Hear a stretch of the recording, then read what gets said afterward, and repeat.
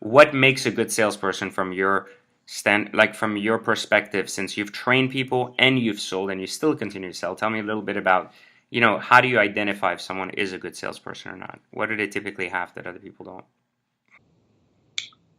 The will to learn, because again, I mean, you can train somebody to be a kick-ass salesperson, whether it's a female or whether it's a male. So you think that Race, anybody can sell great, no matter what their background is or anything else, if you give them the right training? absolutely. Now, again, I mean, there's certain physical attributes that might make you a better salesman. I would rather buy from an attractive female than I would some lard ass, nasty, ugly person. But then again, if I took a person that wasn't that attractive and worked with them for 2 to 3 months, I could have that person outsell the attractive person if that attractive person, can't sell. So yeah, there's things that make you a little bit better. If you're good to look at, people enjoy that. If you're funny and have a sense of humor naturally, that goes a long way. So there's some natural abilities and talents that if you possess, you might be able to excel faster. But anybody can be a badass salesperson. And what is the key to selling anything to anyone? Is it positioning? Is it learning your client? Is it listening? What's the strongest concept behind selling that you think that's where most people fall short, that they just don't get how to do? Well, there's two things. There's selling and there's closing. They're kind of two different things. But selling, product knowledge and listening. Because if I don't know you or why it is you're looking for my product and how it's going to benefit you, I'm only assuming, right? So most salespeople, they just start running their lips about the product and they're making assumptions. Oh, you're going to love it. Oh, this is going to be so good for you.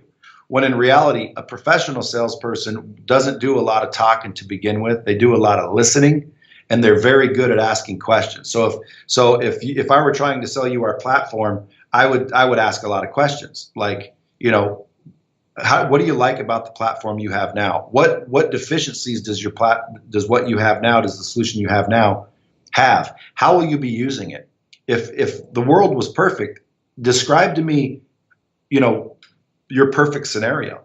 And I'm doing a lot of listening to the answers. If you're not listening to these answers, then it's not going to work anyway. But if I'm asking you these questions, you're literally going to tell me everything I need to know to sell you. You're talking about open-ended questions that ultimately enable the end user to give you more information because it's what's on their mind and it's really the way they're perceiving it. Yeah, you want information. I mean, think about going into a battle and every question you asked a customer would give you a weapon, right? How many questions would you ask if every time you asked a question, you got a weapon? Well, shit, I'd ask a million questions. I'd want to be armed to the teeth. But see, most salespeople, especially the average ones, they don't do that. They get an opportunity to talk to a customer and they just start puking all this product knowledge and information and they're making a lot of assumptions. So the first thing I do when I teach salespeople is I teach them to slow down and reverse what they think a sales job is, because most people think selling is that. And the reason why most people are afraid to sell is because they're afraid of rejection. But typically it's hard to get rejected if you're a good listener too, because you're not the one talking most of the time anyways. Not that's 1,000 times. You're exactly right. And by the time I'm done listening to you, we've built a relationship. And guess what? A lot of times you don't get rejected. And even if you do, who cares? Like, trust me, you didn't have the deal before you started. Most people are fearing loss. And if they, again, like I said, if you're afraid, change what you're afraid of. Most people are afraid to fail. Be afraid not to win, right? And then your drive will be to win. Same thing here. People are afraid to lose a sale or be rejected. Be afraid of I mean, when you're walking into that thing, man, you don't have the sale. So you're not losing anything. Change the way you think. And so, you also said closing is a big part of it. What should people know about the closing stage itself? Obviously, I mean, during selling, you said listen more, and don't just blah, blah, blah about all the stuff you're about to sell them. But on the closing side, what are people typically doing wrong when they're closing clients for their business? Well, if they're doing it wrong, they're not closing. Right. But what I mean is, how can they close better? What should they pay attention to? Well, I mean, I've been around this forever, and the biggest problem salespeople have with closing is they don't ask for the business. They don't ask for the sale. The customer says, "Okay, well, man, hey, thanks. That was really informative.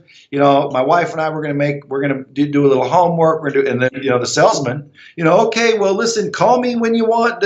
It's like closing is asking for the sale, and then finding the objection as to why they're not giving it to you. If you can increase your ability, which again, closing is basically overcoming objections and asking for the sale. Most people won't ask for the sale, and the ones that do don't know how to overcome the objection. So like if you say, well, Brad, can I earn your business? Hey, I asked for the sale. And I say, no. You go, why not? And I say, I'm not really ready to make that kind of a purchase yet. And you say, okay, well, let me know when you do. You missed the close. But if you were skilled, you have questions. Again, it's questions and listening still at closing, but you have questions that you can ask to get around their objection and close them. So asking the right question, listening to the answer, and then leading them down a path. A lot of times, I mean, I've closed so many deals that they said they're not going to close, especially in the car business. But, Tony Robbins said he'll never do LightSpeed. Grant Cardone said he'll never do LightSpeed. Some of my biggest clients, Damon John, said he'll never do LightSpeed. You said you're not. Whoa. I never said never. Let's correct it. I never said never. I know, but Secret Entourage will be on LightSpeed one day. That's fine. You don't have to close me because I never said never. I said at some point we'll have that technology conversation. I'm not against it because I'm a believer that your platform is actually really good. I told you that our custom coding and what we've already created makes it hard to transition at this stage. It does not mean that we will not. Yeah, that makes sense. So the answer is listening, because again, if I was trying to close you, I would have asked you 1,000 questions. I forgot who got us on the phone together. And, again, I mean, I know you're busy, so, I wasn't really trying to close, and you had a platform that's great. And, I totally understood. But as I'm talking about closing, I just want to make sure someone's not thinking, well, how come you didn't close him? Well, because I didn't really try, did I? But at the end of the day, when I'm telling somebody something, I want them to totally believe it. And the answer to closing is A, asking for the business, and then being able to smoke out objections. Because 9 times out of 10, and I hate to, not be politically correct, but buyers are liars. When I go buying stuff, I lie. I've been in a store looking at a suit, and I think in my mind, I don't really want it. And the salesman's been great, and they've ran around, and I feel bad. So I'll say, I need to go get my wife. She's in another store, and we'll be back. And it's totally a lie. I'm not going to get my wife. She's not even in the damn mall. You know what I'm saying? The other day I was looking at this watch, and when they said how much it was, I'm like, damn, I'm not freaking buying that bitch. And I'm not going to say, holy shit, that's out of my price range because I'm Mr. Cool. So I didn't say I'm not buying that. I'm not buying a 7-figure watch. So I said, oh, you know what? Let me think about that. And he said, okay, here's my card. Now, in certain cases, they couldn't have closed me. Well, I mean, I guess they could have because I have the money. I just wouldn't have. It would have been a hard close. But point being is buyers are liars. And a lot of salespeople, when they go into the closing section, they tend to believe the buyer with their objection. And 9 times out of 10, that objection is not real. I got to get my wife. No, you don't. I got to get to work. No, you don't. And I got to pick up my kid from school. No, you don't. And if you learn how to get around those and provide solutions to their objections, smoke out the real one, now you can close it. You can only close a real objection. And you have to find them all too, because you might find one, but there's 3 more that you didn't find, and you can't close them unless you know what they are, all of them. So back when I was training salespeople, I taught people how to find real objections so they could close them. A lot of people try to close before they know what they are.